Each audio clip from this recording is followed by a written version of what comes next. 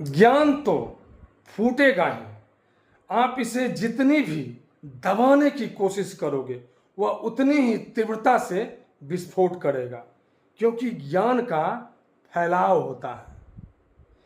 ज्ञान को बांधा नहीं जा सकता, ज्ञान का दमन करना असंभव है। ज्ञान एक आग है, ज्ञान एक ऊर्जा है, इसका उपयोग करो। इसके उपयोग से ही देश के विकास को शिखर पर पहुंचाया जा सकता है। आरक्षण के किसी भी प्रारूप से शिक्षा का, ज्ञान का दमन ज्यादा दिन तक नहीं किया जा सकता। इसीलिए शिक्षा के क्षेत्र में, प्रतिभा में आरक्षण नाजायज है। प्रतिभाओं का दमन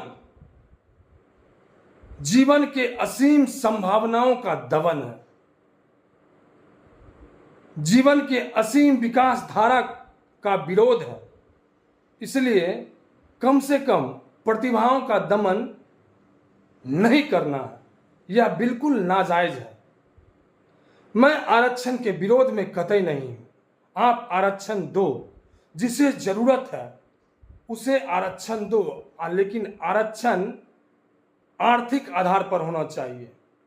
और वन टाइम फाइनेंशियल सपोर्ट आप जितना दे सकते हो, 2 करोड़ 5 करोड़, किसी को ऊपर उठाना चाहते हो तो उसे आरक्षण दो, मैं इसका विरोध नहीं करता।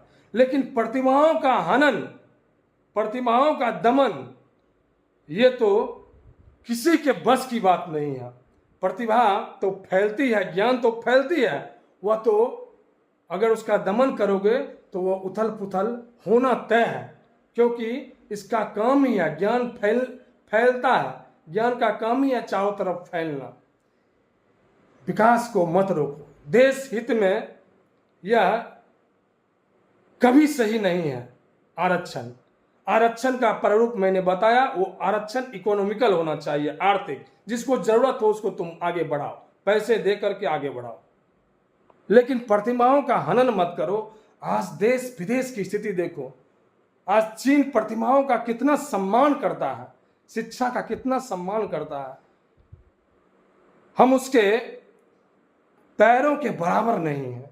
वह इतना आगे बढ़ चुका है क्योंकि उसने कद्र की है, शिक्षा की, ज्ञान की, प्रतिभा की। ज्ञान की कद्र कीजिए, इससे राजनीतिक लाभ लेने से बचिए। आप प्रबुद्ध लोग हैं देश में, इसे बचाइए, देश खतरे में है।